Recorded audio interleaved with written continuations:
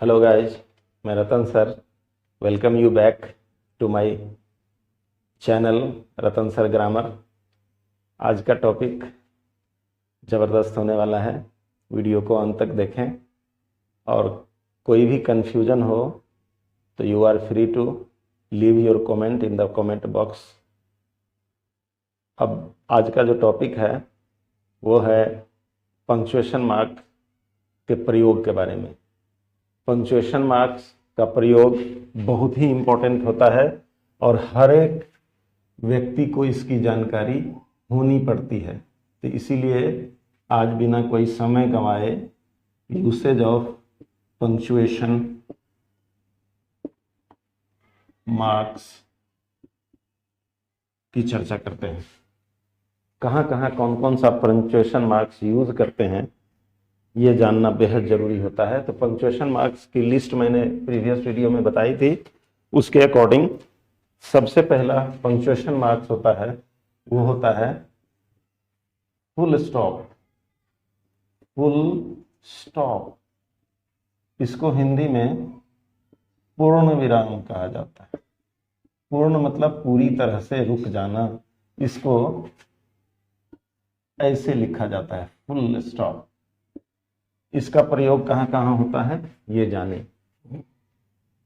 सबसे फर्स्ट प्रयोग है कि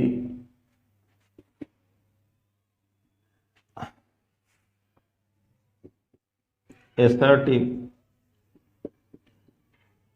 और इंपरेटिव सेंटेंसेस के अंत में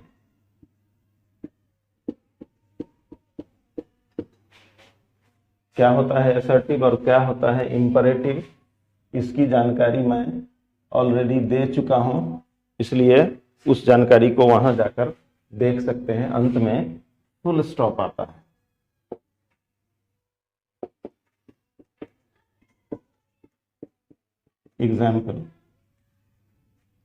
एग्जाम्पल है we are students. assertive sentence, we go to college। assertive sentence, bring a glass of water। full stop। imperative sentence, do it at once। ये भी imperative sentence। तो आपने देखा कि कैसे एसर्टिव और इंपरेटिव सेंटेंस के अंत में फुल स्टॉप आता है। अगला नियम है कि एब्रीविएशन। एब्रीविएशन का मतलब होता है शब्द संक्षेप। जैसे किसी का नाम है राम कुमार गुप्ता, तो उसको हम आर के जी बोल सकते हैं। राम शब्द के लिए आर, कुमार शब्द के लिए का संक्षेप के और गुप्ता शब्द का संक्षेप जी। इस तरह से राम कुमार गुप्ता का शब्द संक्षेप या एब्रीविएशन आर के जी हुआ, यही होता है एब्रीविएशन। तो एब्रीविएशन में आए हर एक लेटर के बाद फुल स्टॉप आता है।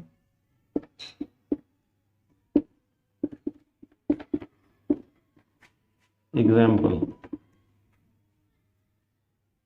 जैसे है एस डी ओ या एम एल ए, जैसे है एस पी, ये सारे एब्रीविएशंस हैं और इन एब्रीविएशंस में हर एक लेटर के बाद फुल स्टॉप आया है। लेकिन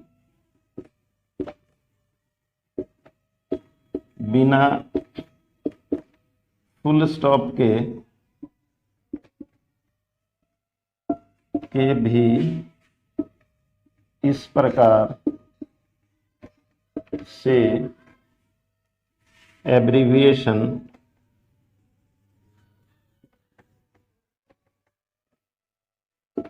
लिखने का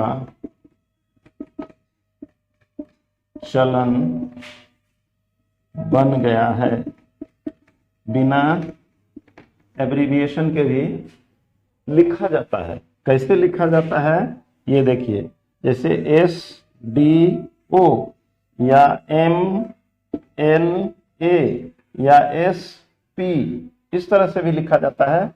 बिना एब्रीविएशन के भी अब चलन बन गया है एब्रीविएशन लिखने का। अगला रूल, एक एक रूल को याद करना पड़ता है। याद ही नहीं करना पड़ता, याद रखना भी पड़ता है और यूज करते रहना पड़ता है। याद करना, याद रखना, यूज करना, तीन स्टेप्स में हम अपने नॉलेज को कहीं भी स्थायी रख सकते हैं। अंतिम नियम फुल स्टॉप का, अगर किसी सेंटेंस के अंत में एब्रीविएशन आ रहा हो तो एक ही फुल स्टॉप का प्रयोग होता है। एग्जाम्पल, जैसे I went to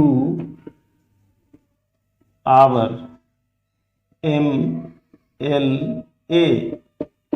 अब MLA के अंत में फुल स्टॉप है और इस सेंटेंस का अंतिम भाग होने के कारण यहां फुल स्टॉप आना चाहिए, लेकिन ऑलरेडी एक फुल स्टॉप है। इसका मतलब दो फुल स्टॉप इसके अंत में नहीं आएगा, एक ही फुल स्टॉप आएगा। इस तरह से, जैसे he is an SP, एक ही single full stop, double full stop नहीं। अगला होता है 2 नंबर का, उसकी बात करते हैं। अगला पंक्चुएशन मार्क, वो है क्वेश्चन मार्क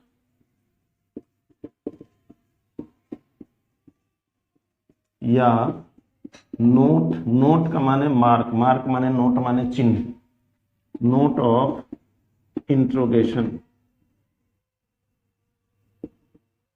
इसको लिखा जाता है इस तरह से। इसका प्रयोग, एक एक प्रयोग को अच्छी तरह जाने तब आपका नॉलेज कंप्लीट होता है। Interrogative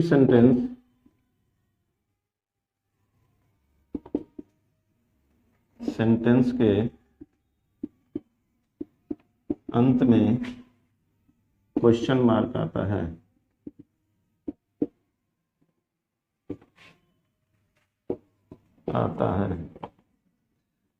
example, are you a student या who are you, ये दोनों इंट्रोगेटिव सेंटेंसेस हैं।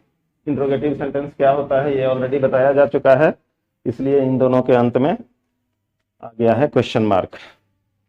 Number 2, tag question.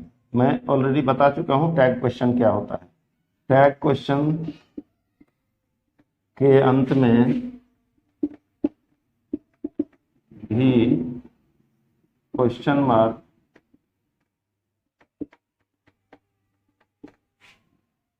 का प्रयोग होता है।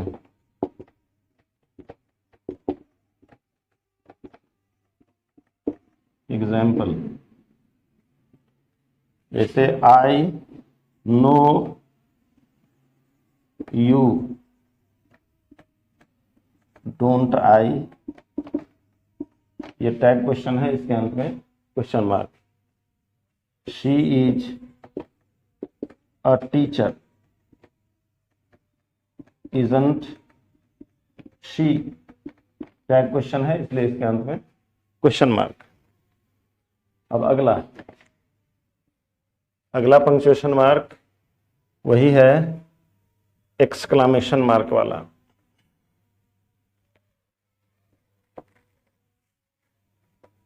अगला एक्सक्लामेशन मार्क, एक्सक्लामेशन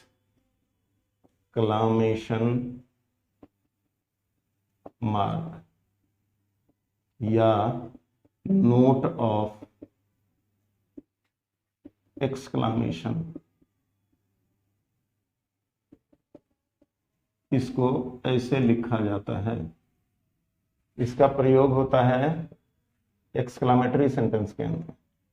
एक्सक्लामेटरी और ऑप्टेटिव सेंटेंसेस के अंत में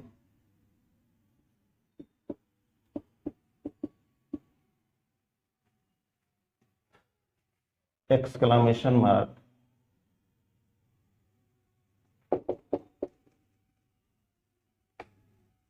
का प्रयोग होता है। एग्जाम्पल, एक्सक्लामेटरी सेंटेंस क्या होता है ये बता दिया गया है पहले ही, इसलिए अच्छी तरह से जाने। जैसे है हाउ टेरिबल, ये एक्सक्लामेटरी सेंटेंस, कितना भयानक। या मे यू लिव लॉन्ग, ये ऑप्टेटिव सेंटेंस। ऑप्टेटिव सेंटेंस बिना मे के भी होता है यूज, जैसे ही डाई सून। इसका, इस एक्सक्लामेशन मार्क का सिर्फ एक ही प्रयोग होता है, वो यही है। एक्सक्लामेटरी और ऑप्टेटिव सेंटेंसेस के अंत में इसका प्रयोग किया जाता है, तो इसलिए इसको अच्छी तरह से जान लें। अब जानेंगे अगला जो विराम चिन्ह है वो होता है हाइफन। हाइफन ऐसे लिखा जाता है, इसको हिंदी में भी हाइफन ही कहा जाता है। हाइफन का प्रयोग बहुत ही इंपॉर्टेंट है, जानिए। पहला प्रयोग है इसका कंपाउंड। कंपाउंड नाउन्स में आए वर्ड्स के बीच हाइफन का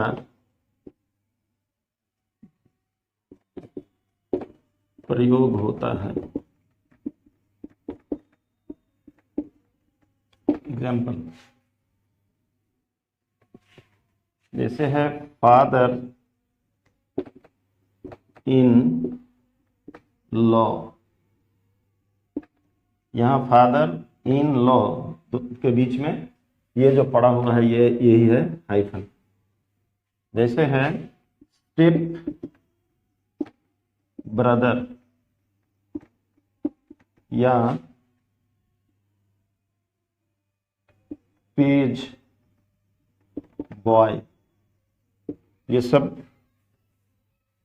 कंपाउंड वर्ड्स है, कंपाउंड नाउन्स है। कंपाउंड नाउन क्या होता है ये पहले ही बताया जा चुका है। अगर नहीं आता हो तो नाउन वाले चैप्टर में जाके कंपाउंड नाउन वाला चैप्टर का वीडियो वॉच करके कंपाउंड नाउन की जानकारी अच्छी तरह से ली जा सकती है।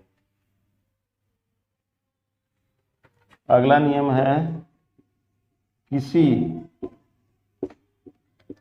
वर्ड में अगर प्रीफिक्स जुड़ रहा हो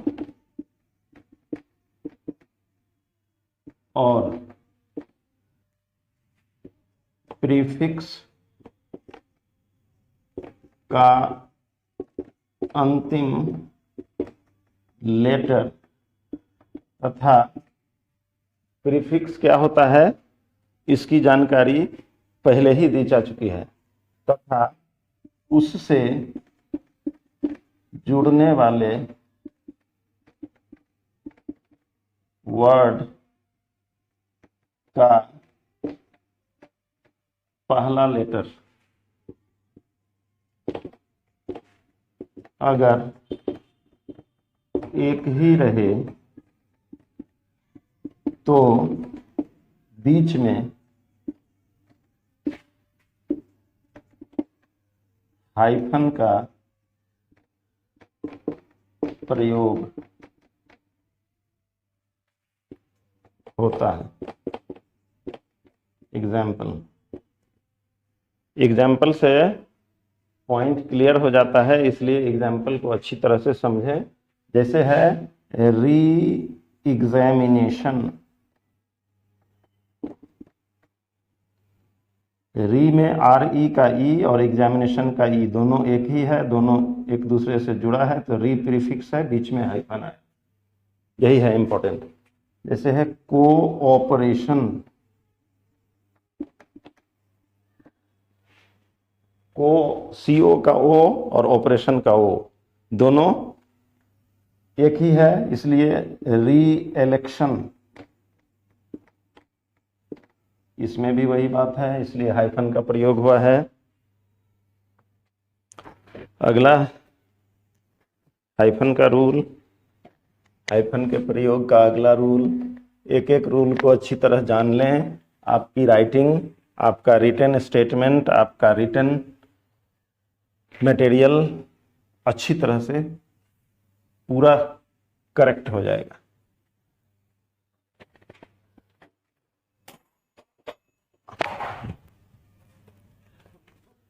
अगला लैक ऑफ स्पेस के कारण अगर कोई वर्ड इनकम्प्लीट हो रहा हो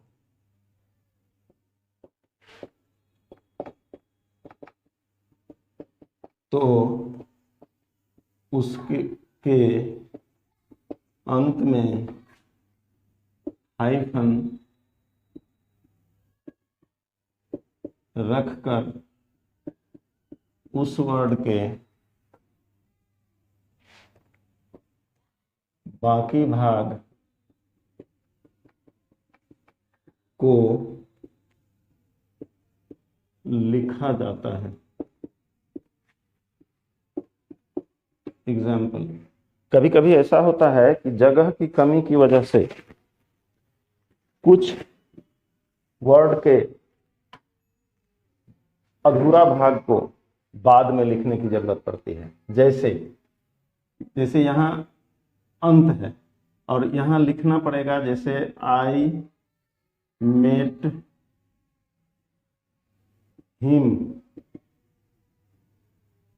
अब यहाँ अगर हिम एच लिखना है, हिम नहीं अट रहा है, तो यहाँ खाली हाइफन डाल के I am, I met him, इस तरह से लिखा जाएगा। या नहीं तो इससे भी अच्छा एग्जाम्पल लीजिए, इट इज एन एली। अब यहाँ एलिफेंट लिखना है, नहीं अट रहा है, हाइफन डाल के PHANT, यहाँ लैक ऑफ स्पेस मतलब जगह की कमी हो गई, तो वैसी हालत में वर्ड के बाद हाइफन डाल के वर्ड को पूरा किया जाता है। ये बहुत ही इम्पोर्टेंट जानकारी है, अच्छे से इस जानकारी को लीजिए और याद रखिए। अगला है एपोस्ट्रोफी। एपोस्ट्रोफी ये ऊपर में कॉमा ऐसे लिखा जाता है। एपोस्ट्रोफी का प्रयोग केस वाले वीडियो में बताया गया था, इसलिए अच्छी तरह से जानने के लिए उस वीडियो को भी वॉच कर सकते हैं। इसका प्रयोग है कि एनिमेट, यही बात बताई गई थी वहाँ, एनिमेट नाउन का पॉजेसिव केस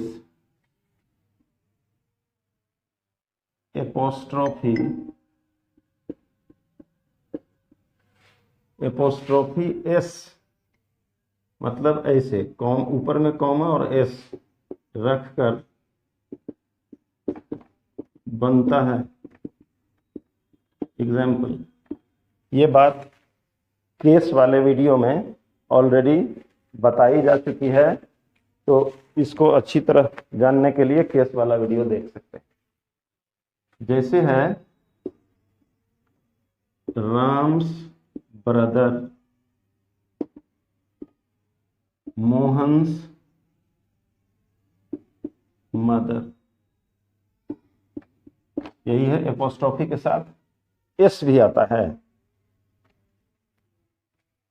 अगला नियम, डिजिट्स और लेटर्स का प्लूरल बनाने के लिए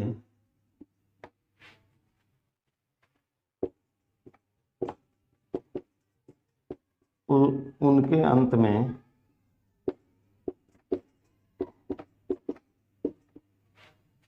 जब भी लेटर्स को बनाना हो प्लूरल, तो उनके अंत में एपोस्ट्रोफी के साथ एस रखा जाता है। एग्जाम्पल, जैसे your threes and eights are alike, तुम्हारे 3 और 8 एक जैसे हैं। तो 3 डिजिट है उसका प्लूरल बनाना पड़ा, 8 डिजिट है उसका प्लूरल बनाना पड़ा, तो दोनों जगह एपोस्ट्रोफी के साथ एस रखा गया।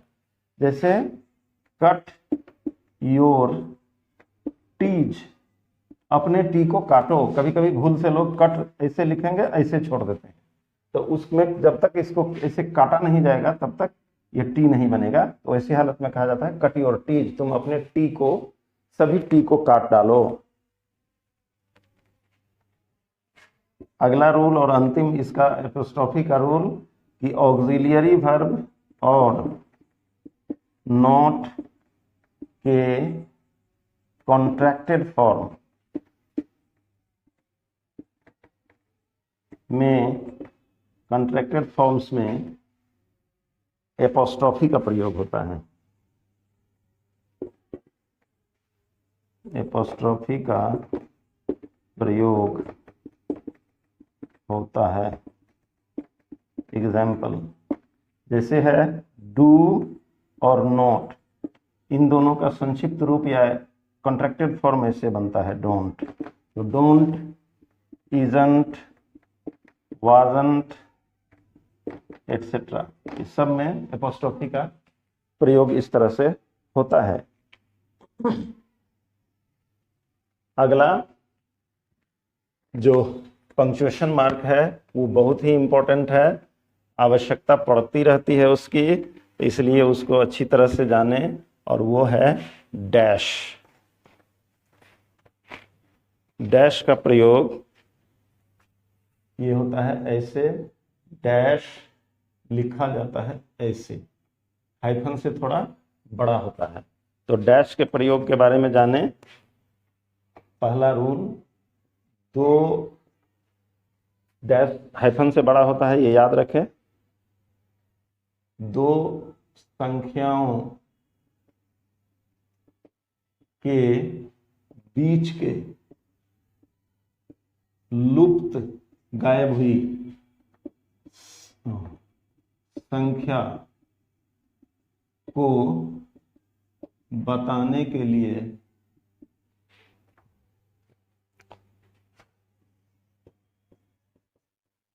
डैश का प्रयोग होता है। कैसे होता है ये जानिए। जैसे है 1990 to 2010, अब 1990 से 2010 बीच वाली जो संख्याएं हैं, 1991, 92, 93, वो सारी को इस डैश के द्वारा बताया जा रहा है। जैसे 5 to 9 मतलब 5 से लेकर 9 तक, बीच में 6, 7, 8, ये तीनों को तीनों लुप्त संख्याएं हैं जिनको डैश के द्वारा बताया गया है। तो डैश का प्रयोग ऐसे होता है। अगला हेजिटेशन, मतलब हिचकिचाहट, बताना, दिखाने के लिए,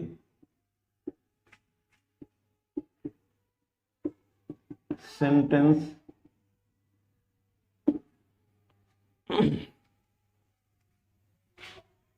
के वर्ड्स में डैश का प्रयोग होता है।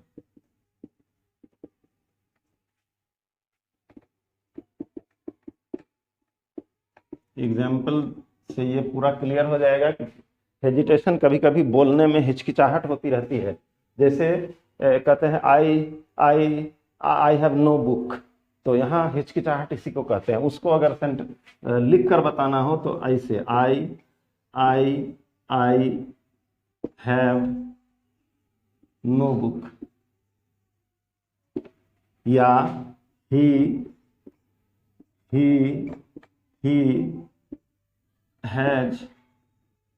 हैजंट कम। तो ये हेजिटेशन है।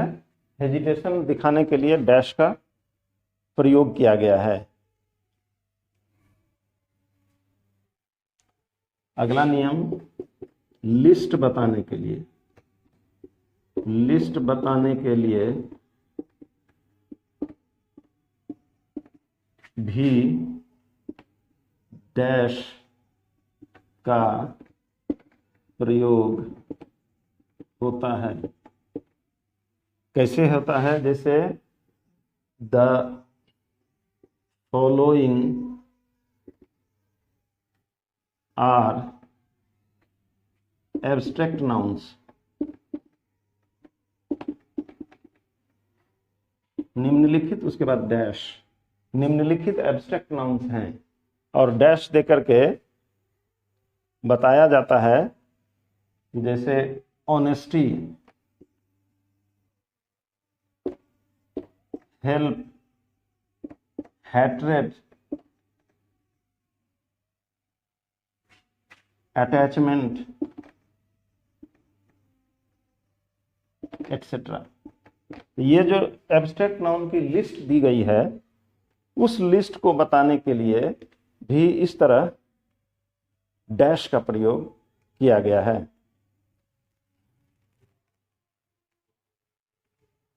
अंतिम प्रयोग, सेंटेंस के कुछ वर्ड्स को छिपाने के लिए भी डैश आता है। एग्जाम्पल, जब किसी कुछ सेंटेंस के वर्ड्स को छिपाना हो,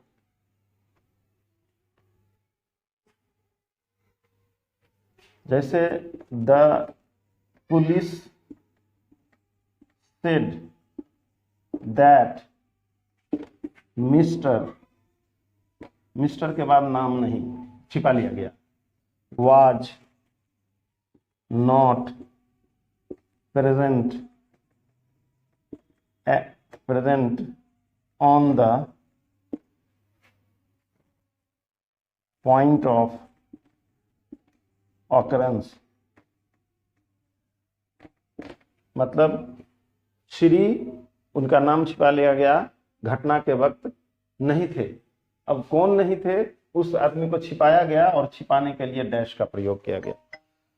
तो इस तरह से आपने देखा कि पंक्चुएशन मार्क्स के प्रयोग कैसे कैसे होते हैं। अभी और भी पंक्चुएशन मार्क्स बताने को रह गए हैं, बट वीडियो लंबा होने की वजह से आज इस वीडियो का यहीं मैं अंत करता हूं। आगे जो भी पंक्चुएशन मार्क्स बच जा रहे हैं, वो बहुत ही इम्पोर्टेंट कुछ और जो पंक्चुएशन मार्क्स बच रहे हैं, उनको बताने के लिए मैं अगले वीडियो के साथ आपके सामने आ रहा हूं। तो इंतज़ार कीजिए। तब तक वीडियो को अंत तक देखने के लिए थैंक्स अ लॉट।